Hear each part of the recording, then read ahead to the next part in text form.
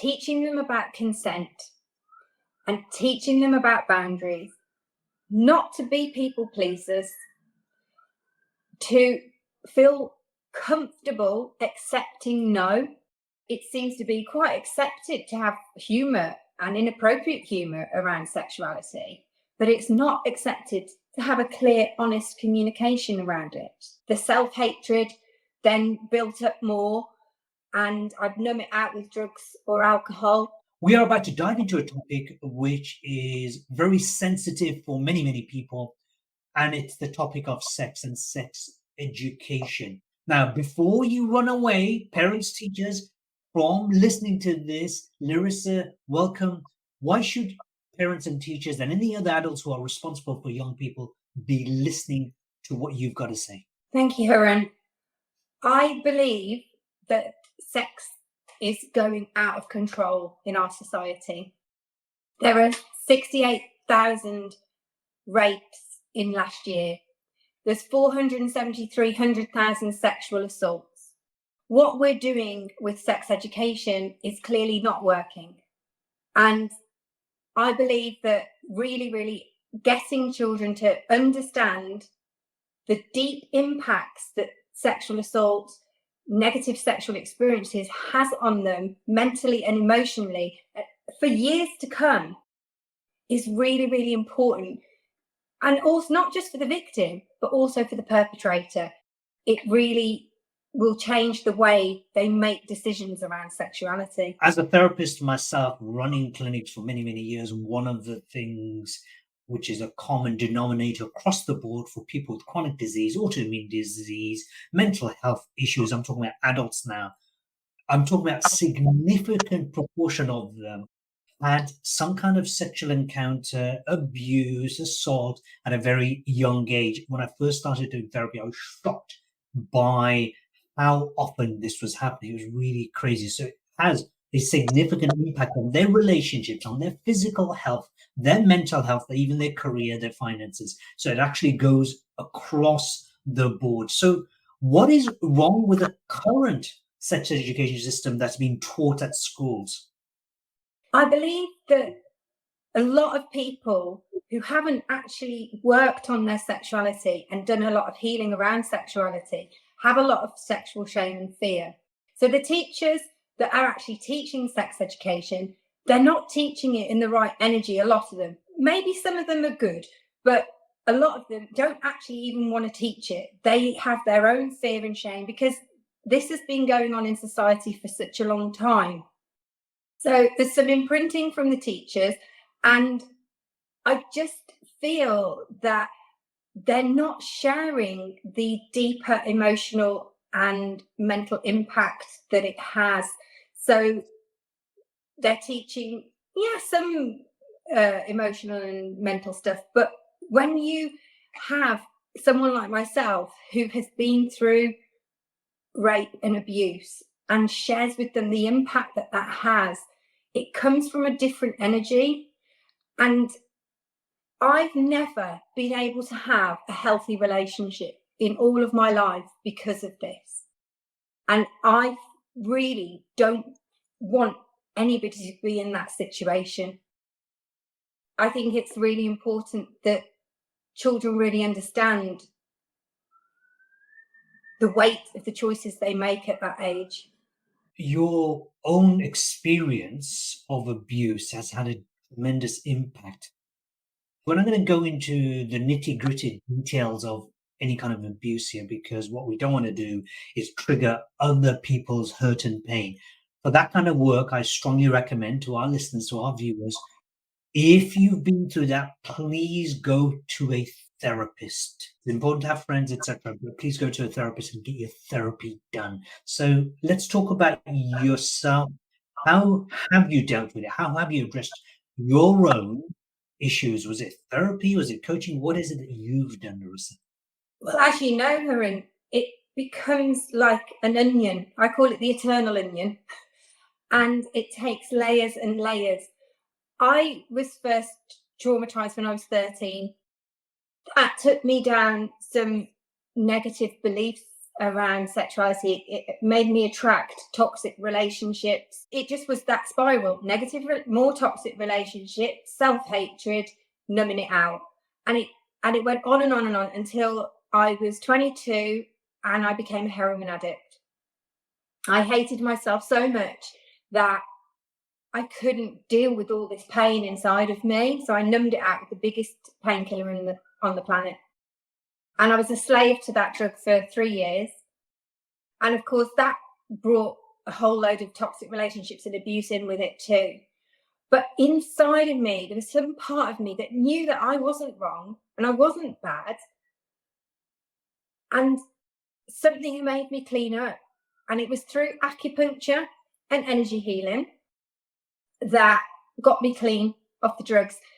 And the acupuncture helped me heal my body because I was only 6.5 stone when I got off heroin. And the energy healing helped me understand some of the energetic dynamics that had been playing out in my life. I then went on to do loads of different healing therapies on myself to start healing all of the layers of the trauma that I'd had. And it probably wasn't till I was maybe 15 years into healing. I mean, this is a long time. Healing isn't instant, you know, and this is continuous work where I've worked on myself sometimes every day, that I really got to some of the initial trauma from when I was 13. Getting my voice back was so powerful, but it helped me really understand what was wrong with sexuality in our society, because it has been so demonized and there is so much shame around it. I've been hidden in this massive, massive cloak of shame for many, many years. I went to a workshop in London, actually. I was doing it was a sacred sexual workshop, and that cape, that shame, I finally dropped it. Mm-hmm. And I started to really embrace the light of sexuality and how powerful and how healing and how enlightening and how nurturing it can be. When we think about heroin addicts, generally, I'm talking about the general public, when you think about heroin addicts, and certainly you see it on media, we poo-poo them, we humiliate them, we want to discard them, but we are ashamed of them. And so people who go onto heroin don't do it just for the fun of it. Something triggers them to do it. They're already feeling disconnected, discombobulated within. And so for us to push them away, it's like locking up someone who's, I don't know, sold a few drugs, locking them up for years, thinking, yeah, we'll just punish them, thinking they're going to change. It doesn't work. So thank you for sharing that. For a teacher or parents, actually, because parents will be concerned, hey, do I really want to share this stuff in schools? What are you teaching? Without going into specifics, details, what are you teaching? Is it a replacement to sex education? Is it sex education? What is it that you are proposing to schools when you go in? It's really about teaching them about consent and teaching them about boundaries, not to manipulate. So it's bringing that energy of honesty in relationships, especially sex. There's a hell of a lot of manipulation to get what you want. Even when somebody said, I don't want to have sex, the other person can keep pushing and pushing and pushing to make that person change their mind. It's about really, really setting up a healthy environment and getting the children to really feel comfortable listening to somebody's boundaries and what they're comfortable with and not comfortable with, accepting the no, really accepting the no, not manipulating, being clear and honest and having true clarity and communication, really respectful. And that's really the most important thing, because the irony is the effects that this stuff has on the victim, it's exactly the same effects that it'll have on the perpetrator. The perpetrator knows they're manipulating at some level. They know that they're pushing somebody or getting somebody to do something that they don't really want to do. And that sits with their conscience at some level, and it will block their energy and block their feelings of, they will have feelings of guilt. It will not feed into their self-esteem. A very big part of the upbringing, raising of children, of course, is going to be parenthood. The culture I grew up in, certainly in the 70s and way back in time from where I'm originally from, which is Bangladesh, we would elevate our teachers to higher than parents because they're the ones who are guiding, providing wisdom, and so on. So they're doing a lot of the teaching. There's an ancient saying, which is an African saying, which is it takes a village to raise a child. And what we've done is made education a mechanistic system whereby it's like an assembly line, having different topics, which the teaching system, and I'm not blaming teachers here, the education system can't connect the dots. It's like, okay, you got to do maths. You just got to do it. It doesn't matter. You got to read literature, Shakespeare. What the heck has Shakespeare got to do with modern day society? And yet, the most significant element, which we are talking about, which is your relationship with yourself, is not discussed. You're not teaching the biological mechanics of sex education. You are actually teaching about relationship with oneself, where the boundaries are. This is who I am. This is what I stand for. And this is what I don't stand for. And also communication of it. So what do you think is wrong with sex in society, the way it's taught? Wow, it's a big question, and there's so many answers. But let's start with, like I said before, sexual abuse is rife in our society, and also that kind of sexual banter. So it seems to be quite accepted to have humour and inappropriate humour around sexuality, but it's not accepted to have a clear, honest communication around it. That goes in drip-fed through television and music industry, and also just banter all around. You hear it all the time in some of the networking meetings I go to. Oh, not okay. But it's kind of just accepted, and people just smile and laugh, and it's not funny, and it's not kind of okay. I don't think in all the years that I've watched television, there's probably only one, maybe two sexual experiences that I've seen on television that I think, wow, I'd actually like to experience it in that way. Violence is very glorified in cartoons and stuff like that, but people making love and having beautiful exchange of energy is never, it's taboo. It's no, we can't do that. We don't have any communication around sexuality. It's all done in code. Would you like to come back to mine for a coffee? There's no honesty. We're taught that we have to do this kind of weird manipulation dance thing around it. But who's that serving? It's not serving anybody. People then get into sexual experiences that they don't really want to have ever got into because they weren't aware that it was going to just be a one-night thing. But why not have that clear communication first and empower everybody? If both people know that something's going to be something, then, people go into business meetings and they don't go into a business meeting without knowing all about the client, what they're comfortable with, what they're not comfortable with. They make preparation, but they don't make preparation with this. And this, if this goes wrong, has, detrimental effects. Video games as well, like GTA. It's absolutely okay to abuse prostitutes in there and do, there's all sorts of things. And again, violence is glorified. And then we've got the biggest thing, which is pornography. And pornography, I'd say 85% of it is abuse. It's real abuse. And it has got a lot worse over the years, from the 70s to now. It's horrendous. There's a lot of violence in there. Verbal violence, physical violence.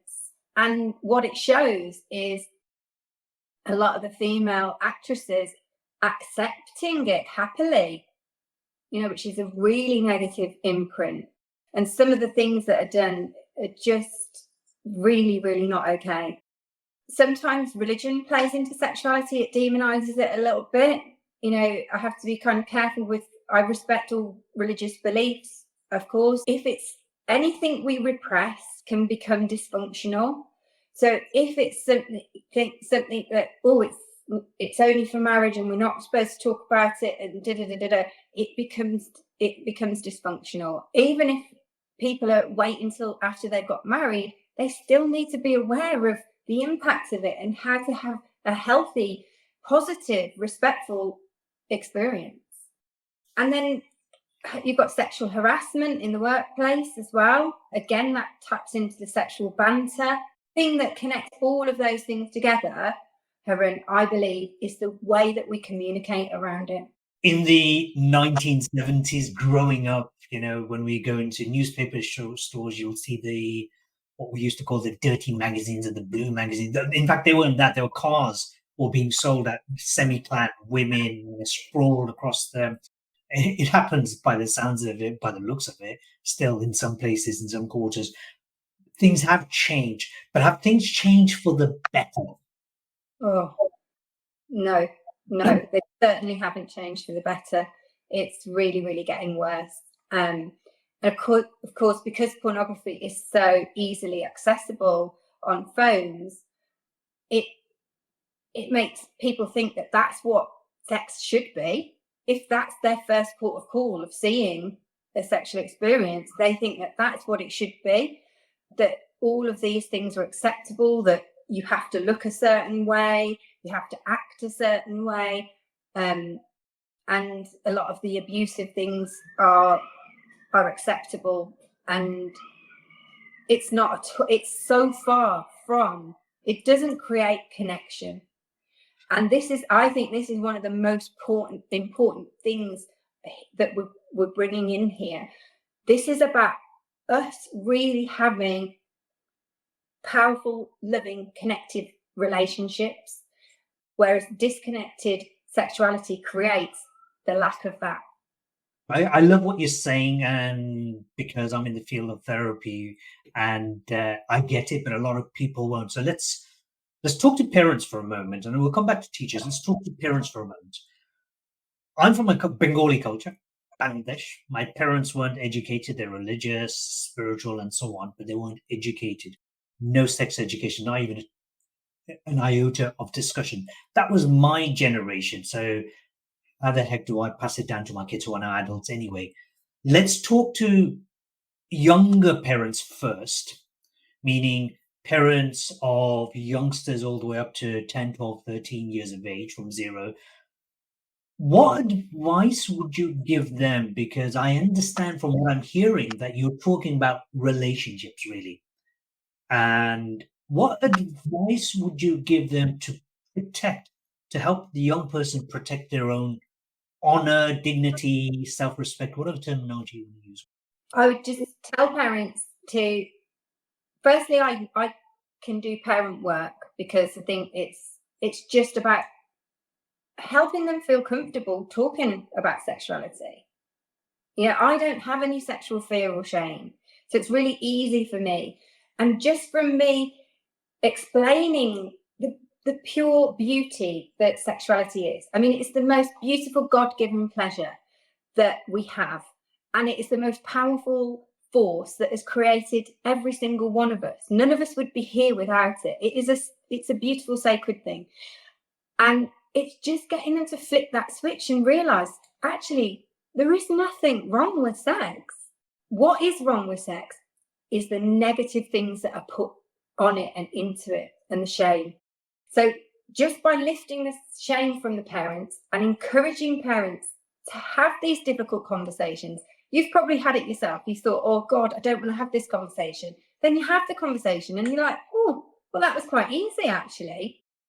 And, I've heard some people say, have it when you're driving in the car. So you don't actually have to have eye contact if you're really uncomfortable. And also, if you're driving in a car, the child can't get away. By having these different, these difficult conversations, it opens you up to so much more. It makes you more connected to your child, because your child feels like they trust you and they can respect you, and they feel like you're looking after them. This is a very, very big place, and you don't want to be left in the dark. Do the parents jump into the conversation about intimacy, or as in the physical act, or do they begin with discussing relationships, which obviously is a leading question? I have my own views. Well, what are your thoughts? Exactly that. And talking about, empowering them around pornography and social media as well. Being a Muslim, growing up in Britain, things have changed so much. Once upon a time, it was an extremely private thing. Nobody talked about your own religion and practice. And I think one of the biggest issues, I'm not here to preach religion, but certainly one of the learning lessons for me is one of the most important issues that we must get across to parents is honoring your body. In fact, whether you're spiritual or not, it doesn't matter. Honoring your body is the minimum. It's the minimal you can do for yourself, is to honor that body. But that includes, of course, protecting it from germs, bacteria, viruses, etc. So you eat good food, you have good amount of sleep and rest and so on, drink water like yourself, drink coffee if you're an adult now and again. I'm looking towards my coffee, which I finished. So honoring the body is the easiest bit. So you can start external things that are obvious as physical, honoring the body, but then honoring yourself. One of the things, Larissa, that I hear a lot of adults do is beat themselves up by telling themselves how crap they are. I'm rubbish at that. I'm dumb at that. I'm stupid. I've got no chance of doing this. Young people start very young. They beat themselves up. So when I go into schools, one of the things I say, my number one lead thing I say to every single audience I speak to, young audience, is protect your belief in yourself. Meaning, do not undermine anything about you. And I feel what you're saying is one of the big issues. You're the expert. I'm sharing my angle here. One of the things you're teaching is learn to build that relationship with your body, your mind. Because the reality is, like, say, for example, pornography. If you look at pornography, it is, I've been told, well, at least people like Andrew Huberman on the Huberman podcast, people like that talk about taking drugs. You take cocaine. I'm not heroin. I've never taken any of those kind of drugs. You take cocaine or heroin or whatever, presumably to get the next big dopamine fix, you need that much more and that much more. And it's the same with pornography. And when you don't get it, you go down a spiral of depression. Certainly, it's a bit like somebody, if you take two people, if I met someone else, if I was single, I met someone, and they said to me, Haroon, I love you so much. And then they go off and inject themselves with drugs. How can they love me? Who is it that's loving me? Because they're not loving themselves. How will they even know that? So it boils back to relationships. Do you feel the quality of relationship between mother and father and their children, so parents and their child, has an impact on their vulnerability towards sexual abuse? In other words, if it's a rich, nurturing two-way relationship, they are more protected. It doesn't mean they won't get abused, but they're more protected compared to relationships where there's lack of communication between parent and child. For sure. If you feel loved and supported and you trust your parents and they explanation, you're not left in the dark. If you're questioning something or you're confused about something, you're left in this murky state. If your parent explains everything to you, you're not left guessing anything. So whenever I have a son, Amir is coming up to 9. So if I rectify anything in his behavior, I explain why and what impact that is. I don't believe in punishment at all. I want him to understand the impact that his behavior will have on himself and on somebody else, and help him choose to make a different choice. and more empowered choice. So it really makes a huge impact on how they're going to go out into their life and have relationships. One of the most amazing books that I've read a couple of decades back is a book called Whale Done. Whale as in blue whale. Whale Done by, I think it was Ken Blanchard. And I use that as a way to guide me to raising my sons, who are now men now and in their 20s. It works like this.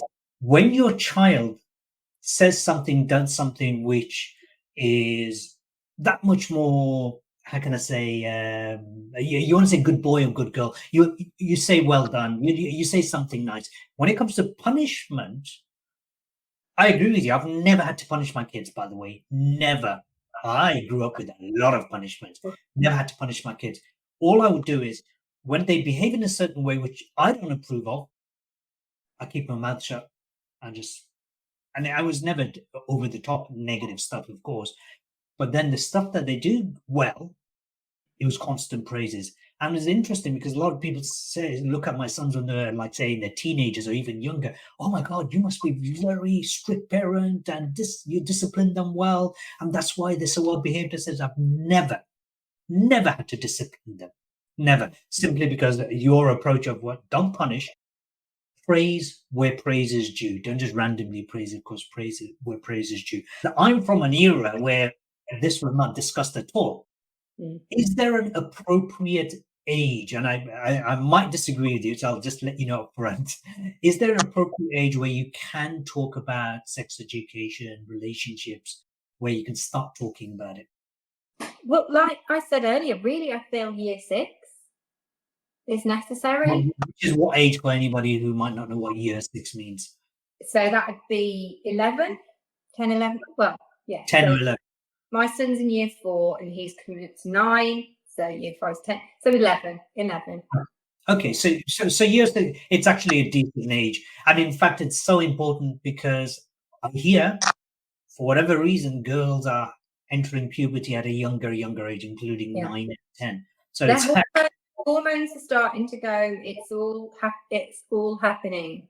They're, even in year 4, they're starting to explore boyfriend and girlfriend dynamics already.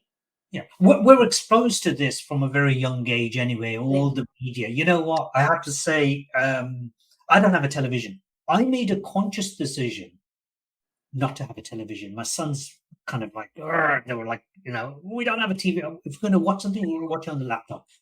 Because that meant having more experiences. So certain things I would suggest with parents is just, you do not need it.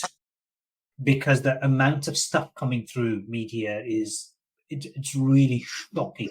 We've survived thousands and thousands of years, entire communities without television. So, we're not going to suddenly go extinct. Is there any type of education? So this is for parents, any type of education besides having conversation, anything, any experiences you'd want to say, okay, please impart these kind of experiences with your children that will help them to develop into strong, healthy, authentic beings? You don't watch television, but a lot of people do watch television. And, things like Love Island, they're trying to get people to find love interests, and then they put them all together, and then they separate them and put them with some new people, and they encourage things like cheating and lying and things like that. And so you can, as parents, you could bring up a conversation around, how do you feel about how they're acting on here? Or, do you think that's okay to cheat on somebody? There's lots of ways of bringing up and get them to feel the impact. And how do you think that will impact that person? How does it feel like to be lied or deceived? And what will that do to them for the next few years? Because for one person, it might not bother them, or it might affect them for a couple of weeks, but for another person, that can scar them for life. These things need to be discussed.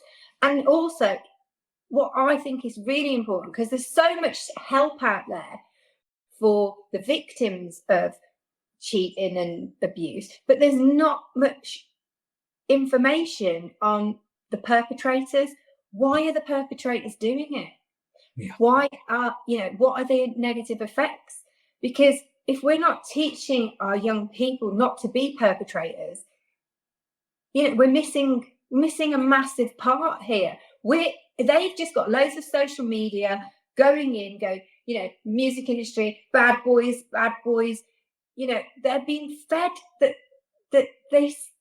the way to treat girls is in a negative way. That's going in all the time. Yeah, the language use is horrendous, absolutely horrendous. That it's cool to treat people like crap, and it's just not. No. This is where I think the biggest change is, and as parents, we need to talk about that, and the effects of bullying. I've been through mediation myself with abusers, so I've really examined this stuff on a very, very deep level. And it takes many, many years of mediation to clear sometimes these things. People really need to explain to their children their conscious choices have impacts on people for many, many years. A lot of parents probably don't understand the amount of pressure, or maybe they think they understand the amount of pressure placed on teachers. Once upon a time, teachers were there to teach. They've now become disseminators of information, counselors, therapists, administrators, and in some respects glorified, and it's not parents' faults either, by the way, glorified babysitters, because the system, once upon a time, I think when we were younger, one parent can work and your mortgage or rent was covered. Now you need both parents just to survive, forget about having a luxury lifestyle. So when it comes to teachers, of course, they are banging their head against the wall, trying to just keep up with all the demands that they have to meet just to stay in their job or just to exist as a school. Not discussing whether it's a good thing or a bad thing, it's certainly not helping. What can we say to teachers that will empower them that much more in dealing with situations where they sense there's been some level of abuse or bullying, but the child maybe isn't speaking up? And that's one of the biggest problems with abuse, is the voice is taken away. My voice was taken away for 36 years. And that's why it's so important for me to work with young people to give them their voices on a different level before they've even have a chance of being taken away. So what would I say to teachers? Really, they're doing amazing work. And if you see somebody that you feel is going through something difficult, it's just getting the right therapy to them. And we all have that intuition. We all know, everybody has a feeling if something bad is happening to somebody. When I give talks in colleges and schools, I've got a list of support numbers that I give out, and also things that I put on that list to just prompt the students to really think about the things that I've said. Like you say, teachers can't be everything. If they see something that's wrong, it's a safeguarding issue, maybe they need to refer them or get some help for them. This kind of work, how long have you been doing this, where you're going into schools, colleges and so on? Just a year. Just a year, okay. Yeah. And what is it that you specifically do, without going into the hows and the where's, the whys and the wherefores? What is it that you do? What happens as a result of you going into schools? They see things in a different light. They see themselves in a different light. They can make much more healthy choices in these kind of relationships. They understand negative impacts of pornography. They understand negative impacts of sexually transmitted diseases. They understand the weight of unwanted pregnancies and that side of things as well, but mainly about how to communicate much more powerfully around their consent and boundaries and respecting the other person. On your vast journey within your own experience, what's the biggest learning lesson you've come up with for yourself? Trusting my intuition, trusting myself, not to be a people pleaser. I think we're taught a lot of the time in society, we have to be nice and we have to be... never do anything that you don't want to do. Something feels right for you or not, And you have to be comfortable in saying no. That's not okay, no matter what, no matter how, it's taken me years to find this in myself. So it's being able to say no and being able to accept no graciously. I think they're the biggest lessons. When are you going to write your book on this, and what would you write? Well, I started writing it 10 years ago, and I want it to be a sexual education book that's on the curriculum. That's my massive goal. As David would say, what's your massive goal? It's to have it on the national curriculum. And so I'm just at the moment getting in touch with educational publishers and making that become a reality. I think I should become an education publisher myself, because I know so many professional speakers who've got expertise like yourself, which have got so much to share with the education system and teachers. So what motivates you? Because this is a heavy topic. Let's be honest, it's a heavy topic. You're not going to go in and trigger young people to have negative feelings, but actually empower them, give them positive stuff to walk away with, give them things to think about, give them reasons to be motivated to protect themselves and have a lot more critical thinking. So what motivates you to keep going on this path? What is my passion from my heart is I never, ever want anybody to go through the pain, the suffering and the shutdown that I've gone through. So I really want to empower young people so that they don't make those mistakes. When you go in and speak at schools, what areas do you actually speak on specifically?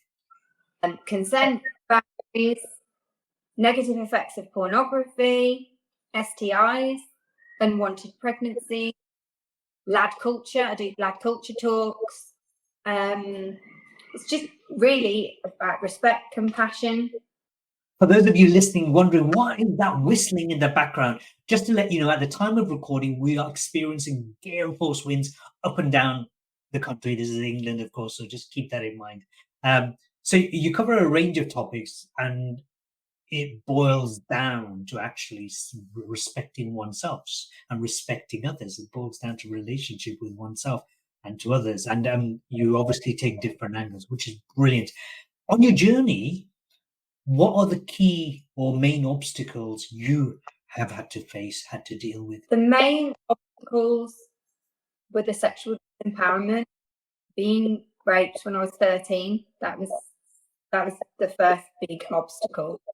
And then the negative relationships that then attracted me to were horrific.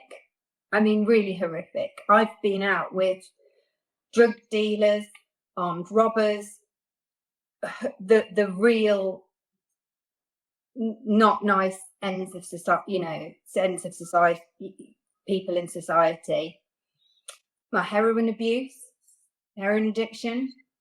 I had a later life sexual abuse experience that I've been through mediation with. That was very, very disempowering. The final piece, I'd say, was my divorce. This is why people must understand to shift things from yourself to become more happy and free of those burdens. It's not a 5-minute job. You're not going to do that in a weekend or a week. It's an ongoing piece of work. If you could travel back in time and face the 7-year-old version of yourself, Larissa, what would you tell her to either empower her, protect, or prepare her? I would tell her that there is absolutely nothing wrong with sexuality. It is the most beautiful God-given pleasure that was that powerful. It created her life, and that she needs to honour it and respect it in that way. And yeah, that's it really. And to not be frightened of it. When I was 7, that was when I first started to feel sexual feelings. I remember finding a magazine under my dad's bed and seeing pictures and actually feeling sexual energy. And it was something that actually felt really good. But I was a Catholic. My parents never spoke to me about sex at all. It was never, very taboo. This energy felt good. Yeah, I was being told that it was wrong and it was bad and it was a sin and all of this. And I was lost and confused. I was thinking, and also the energy of the magazine didn't feel right. That didn't feel right. And it wasn't right. So this is the thing, if you had a parent saying, this is a beautiful thing and but these are the things that are wrong about it, it would just empower the child. That is a big distinction. So what you're saying is that these feelings, these experiences that you're having are fine, absolutely perfectly fine. It's part and parcel of who you are and what you're experiencing and what you're going to experience. These other elements take you away from fine. They take you in a different direction, which leads to negative consequences.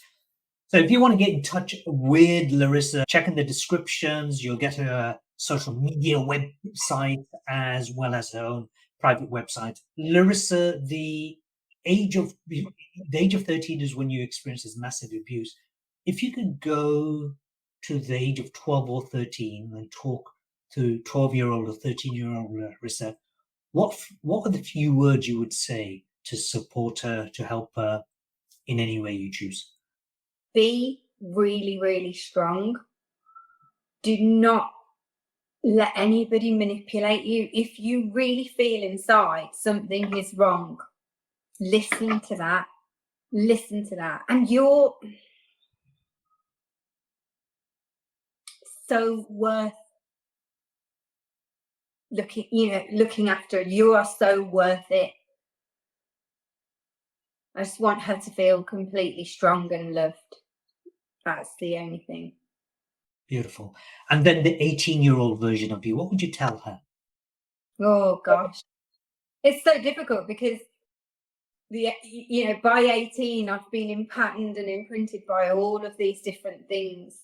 I would say to her, there's nothing wrong with you.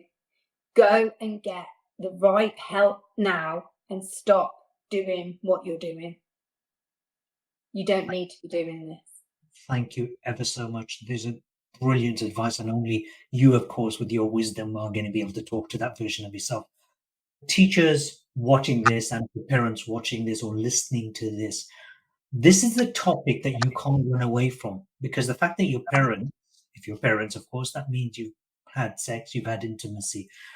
Whether you're Muslim, Hindu, Jew, atheist, it doesn't matter. We all go through these experiences. My suggestion is, because from the therapy side that I've worked with a lot of adults, my strongest suggestion is you get in touch with Larissa or somebody of that nature. It's not just Larissa, but get in touch with someone like Larissa.